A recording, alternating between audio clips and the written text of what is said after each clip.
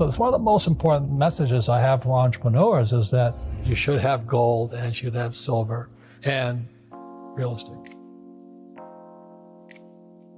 Robert Kiyosaki, the author of Rich Dad, Poor Dad, his goal in life is to showcase to people how important financial education is and offers a variety of resources to share his findings on how normal people like you and me can get rich. In this video, we will cover 4 extremely important lessons that Robert learned to get rich. Failure should inspire you to get smarter. And unfortunately, our school system says if you fail, you're stupid. That is not true. You know, we learn from our mistakes. Mistakes are opportunities to get smarter, be humble, and take a look at something. And that's the problem with most people today as they leave school. Most of them haven't really learned much because I don't remember my 3rd year of calculus. I have no idea what I learned there, but I did learn that I failed. And when I failed, I was going to be, this is in the 60s, I was going to get sent straight to Vietnam. So failure was a very painful subject. I also failed English twice in high school. And today I'm known as a writer. But so failure is the key to success, except in school. Lesson 1. Failure doesn't mean you're failing. One thing that is often misunderstood about failure is that it is the end all be all of any situation. Whether it be a failed business, failed project, or a failed venture, many entrepreneurs believe that this means this is the end. In fact, what we may not realize about failure is that it is merely showcasing to you what didn't work and is providing a lesson to you that you can take with you on future ventures. Failure doesn't mean you're failing. It simply means you have found one of the ways that doesn't work and can move on to the next. You have to understand tax. You see, this is all over the world, very little difference. These guys pay 40% of their money in taxes. So they make $1,000, they're going to spend $400 in taxes. These guys that make $1,000, they're going to pay 60% in tax. So our schools are teaching entrepreneurship, but they're not teaching them tax. Okay? And because they're focusing on income. Over here, it's 20% in tax. So they make $1,000, only $200 goes to tax. And these guys, 0%. So the reason financial education isn't working in our school systems is they're teaching financial education for these people and these people, but to really become rich, you have to focus on this side here. And that's the difference between Rich Dad and the financial and what they're teaching in school right now. I'd rather be on this side. This side is a lot harder, but in the long run, it's more fun for me. On this side here, it's harder, but you're paying tax constantly. So these guys here are saying tax to rich. Well, these guys don't pay taxes. And as strange as that may seem, and I'm talking about legal, this is all over the world. In Rich Dad, Poor Dad, I wrote about Ray Kroc, founder of McDonald's. And he was teaching at the University of Texas, the MBA program.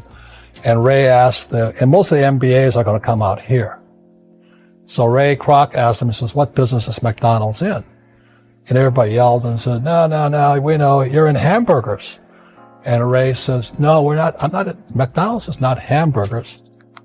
McDonald's is in the business of real estate over here. So what, you have McDonald's here, and the money McDonald's makes buys the real estate. And that is my formula. This is Rich Dad. I own real estate. I don't hang out here. I'm glad you guys are here, right? And we do our best to make sure you're educated and you have your own businesses and things like this here. But really the formula I follow personally is McDonald's. We have education company that buys real estate, which means we make a lot of money, pay 0 taxes, legally. Lesson 2.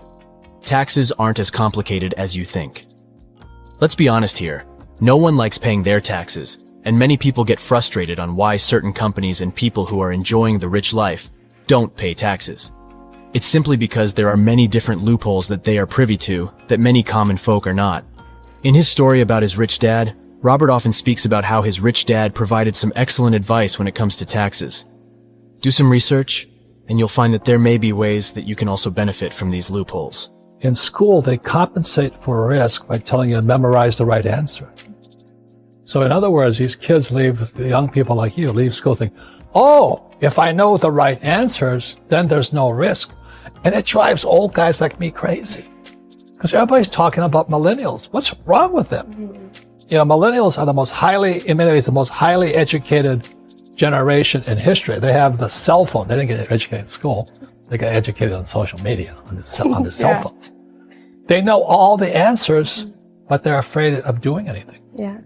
You know, the biggest complaint about my generation is millennials know all the answers, but they can't do anything. And the reason they can't do anything is because you might hurt somebody's feelings, you might make a mistake, you know, and that just keeps you guys just trapped in this little box here. Yeah. So that's one of the reasons I think millennial money is such an important point here, because if you're going to come into my world, old guy's world, or the information age, you've really got to understand what is risky and what is not risky. And in my world, if you play it safe, that makes you stupid. Because if you don't take risks, you don't get smarter. Number one schools do is they punish you for making mistakes. Are people punished for making mistakes here? No, it's encouraged. We want you to. And then as long as you learn from them. Yep, fail hard, fail fast, learn, and move on. What happens if you made a mistake and you didn't tell everybody? If I don't tell anybody, well, then that doesn't let the team grow from my own mistake. Now, what happens if you cover it up? Then I'm punished if I cover it Yeah, up. you probably get fired for that. Yeah. You see, the worst thing that happens in an organization like this is when you make a mistake, you cover it up. That's the worst thing. Yeah. But that's what they teach you in school. Lesson 3. Learn to take risks. Taking risks is one of the most terrifying things you can do. It can seem daunting at first, but by being able to take the risk in life, it allows you to grow not only as a business owner, but also as a person as well. If you are able to afford to take a risk, do it. I think the biggest secret of my success is I have all, you know, we all have these. We all have some degree of physical things we do. Emotionally, I'm a basket case a lot of the time, you know. I get upset, I get angry, I get sad, I get my feelings hurt. And I'm always, this is good, this is bad, this is, you know, you watch politics, it's all good and bad, it's a bunch of BS. But what keeps me going is this, and it's spiritual. Yeah. Is how can I serve others? Lesson 4. Find out ways you can serve others. Most people don't realize that by being able to give back to your community, whether it be time or money invested in sports teams, school events, local plays, or whatever suits your fancy, it allows you to become ingrained in the community and build a stronger connection with your community and customers.